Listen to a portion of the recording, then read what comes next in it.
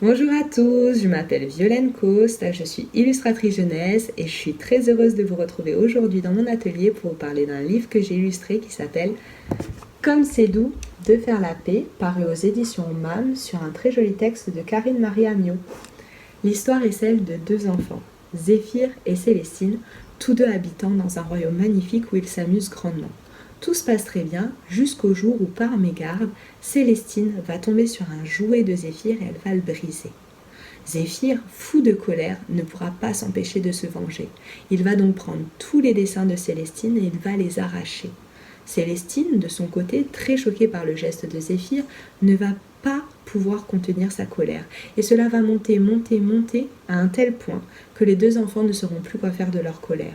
Il va leur falloir beaucoup d'habileté et d'intelligence pour trouver un moyen de revenir l'un vers l'autre, se réconcilier et se dire pardon. Je trouve que c'est un texte magnifique, empreint de délicatesse, qui permet une première approche des émotions qui sont matérialisées par une pelote de laine qui se distend et se resserre au fil des ressentis et des relations entre les deux enfants. Alors, illustratrice jeunesse, qu'est-ce que c'est ? C'est tout simplement une personne qui va faire des dessins qui seront destinés à la création de livres pour enfants. Pour cela, je ne travaille pas toute seule. Des éditeurs vont me contacter pour créer ces livres. Qu'est-ce qu'un éditeur ?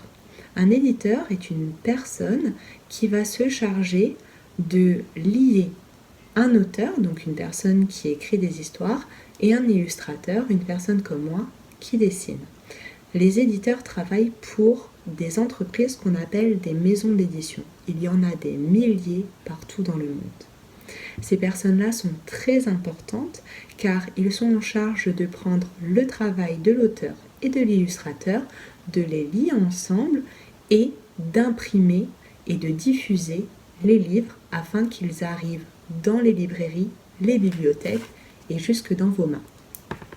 Aujourd'hui, je voulais voir un peu avec vous les étapes de travail de la création de Comme c'est doux de faire la paix, en tous les cas du côté d'un illustrateur, mais toute technique est complètement différente d'un illustrateur à un autre, mais je souhaitais partager avec vous la mienne.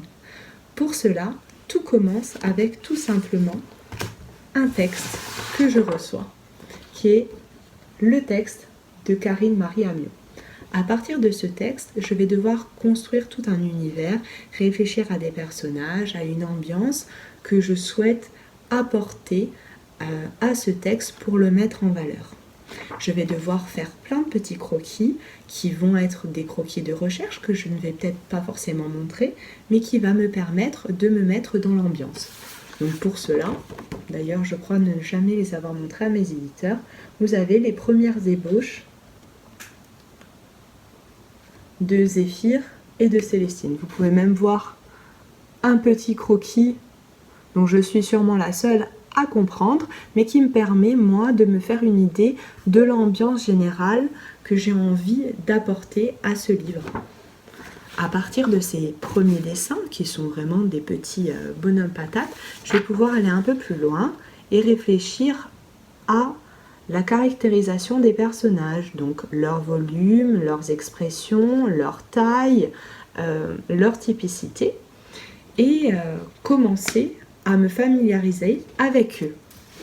Je vais pouvoir aussi également créer des petits dessins pour les mettre en relation, en connexion, donc Zéphyr et Célestine, réfléchir même à une forme de couverture que j'ai envie de créer.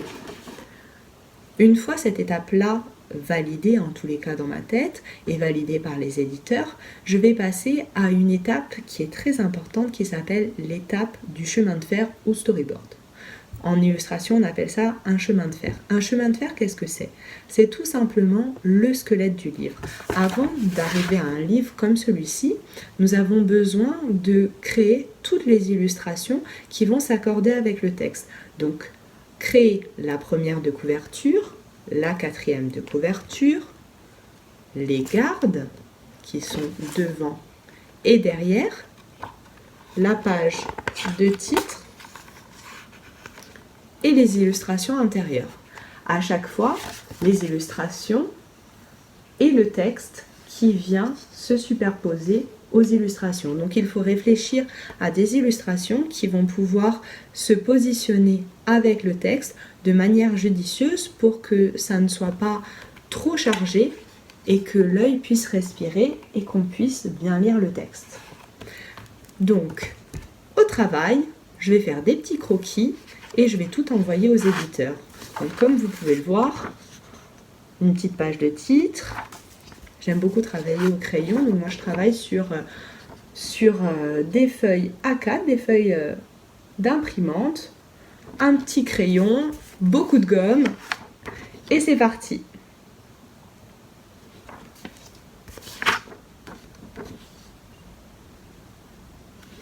Je peux vous montrer par exemple celui-ci, c'est une première ébauche avec de l'air en haut et en bas pour positionner le texte.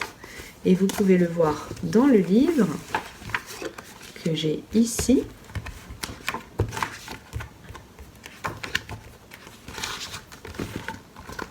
Le voici. Voilà. Une fois tous ces dessins faits, on a déjà fait pas mal de travail, mais on n'a pas fini.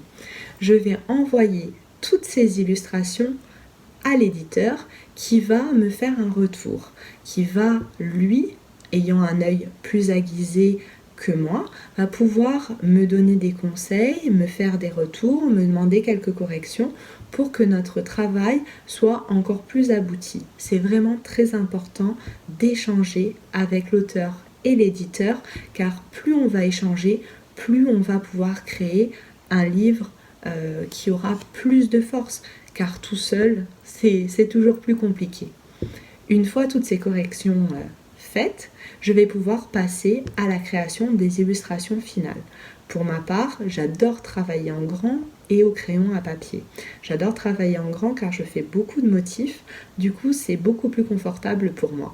D'autres personnes préfèrent travailler en plus petit ou même encore plus grand, à la peinture, à la gouache. Moi je travaille au crayon à papier, je scanne tout et ensuite je colorise. Mais il m'arrive également de tout faire de manière traditionnelle avec de la peinture, des encres, des feutres, en fonction en fait du projet. Donc on est parti pour la création de la couverture. Alors je ne sais pas si vous voyez très bien car elle est plastifiée pour la protéger, mais je vais essayer de vous faire un petit zoom. Donc voilà, tout au crayon à papier. Et je vais procéder ainsi pour toutes les illustrations. Donc le grand travail commence. Oups, j'en ai fait tomber une.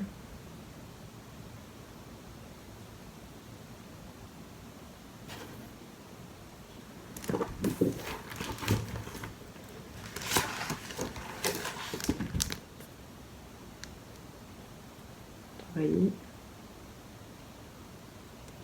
c'est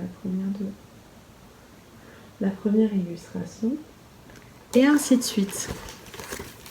Une fois toutes les illustrations faites, je vais de mon côté les scanner et les coloriser sur un logiciel qui s'appelle Photoshop.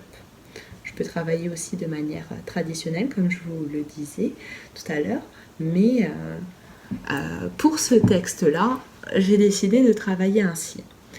Une fois les illustrations mises en couleur, je vais pouvoir les envoyer une nouvelle fois à l'éditeur qui va regarder, positionner le texte avec mes illustrations, regarder s'il n'y a pas encore des petits détails à modifier pour que le livre soit le plus parfait possible. On ne peut jamais faire quelque chose de complètement parfait, mais on essaye de faire du mieux que nous pouvons. Et une fois tout ça fait, il me le renvoie, je procède aux corrections, on valide, et là, c'est parti, ça part à l'imprimeur, c'est imprimé, et quelques mois après, en croisant très très fort les doigts, on reçoit un livre finalisé. ça fait toujours un peu peur lorsqu'on le voit en premier, car c'est beaucoup de travail, beaucoup de temps, des mois de réflexion parfois, et retrouver un livre comme ça entre les mains, c'est quelque chose. En tous les cas, j'espère que ça vous a plu, que ça vous a donné envie d'être vous aussi peut-être des illustrateurs. Voilà, je vous souhaite une très bonne journée et à bientôt.